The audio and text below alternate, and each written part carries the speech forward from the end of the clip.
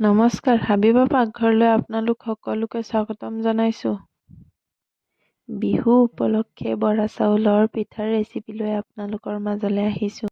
মই এয়া প্ৰথমবাৰ বৰা চাউলৰ পিঠা বনালোঁ আৰু প্ৰথমবাৰ বনোৱা হিচাপে বহুত ভাল বনালোঁ আৰু মোৰ নিচিনা যিসকলে প্ৰথমবাৰ এই বৰা চাউলৰ পিঠাটো বনাব লৈছে তেওঁলোকৰ কাৰণে কেইটামান ট্ৰিক্স দি যাম আৰু এই ভিডিঅ'টোৰ মাধ্যমেৰে আপোনালোকে সেই ট্ৰিক্স কেইটা শিকিব পাৰিব।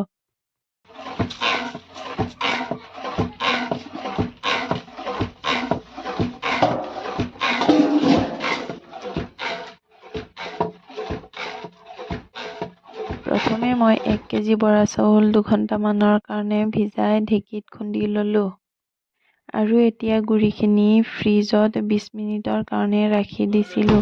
এই ট্ৰিক্সটো মনত ৰাখিব যে ফ্ৰিজত সেমেকা থাকোঁতে গুড়িখিনি 15ৰ পৰা 20 মিনিট সময় ৰাখি দিলে সেই গুড়িখিনি অলপ সোনকালে আঠা ধৰে। এইফালে এটা নাৰিকল কাটি নাৰিকল আৰু গুড় পিঠাৰ কাৰণে ৰেডি কৰি ল'লোঁ।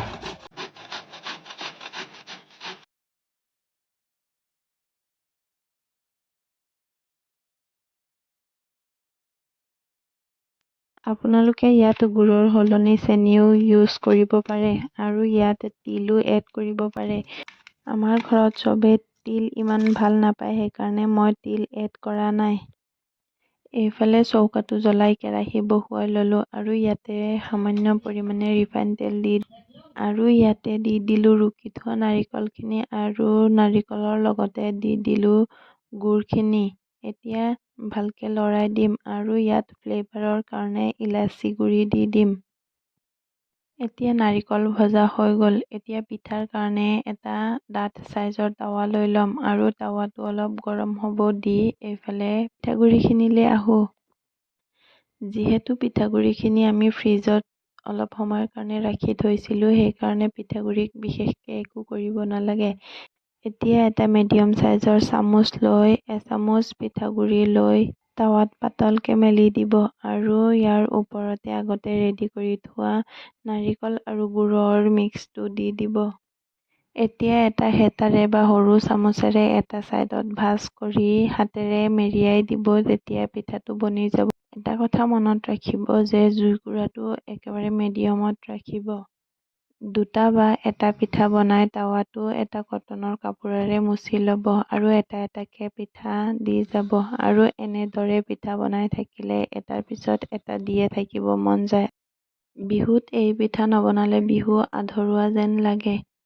এইবাৰ বৰা চাউলৰ এই পিঠাটো বনাবলৈ ট্ৰাই এটা কৰি চাবচোন।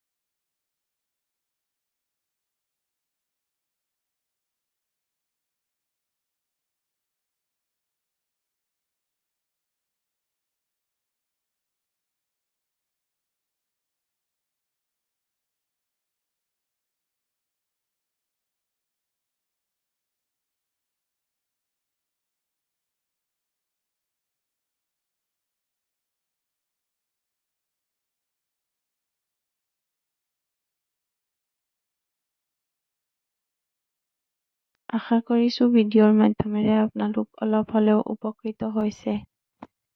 যদি ভিডিঅ'টো ভাল লাগিছে লাইক, শ্বেয়াৰ এণ্ড ছাবস্ক্ৰাইব কৰিবলৈ নাপাহৰিব।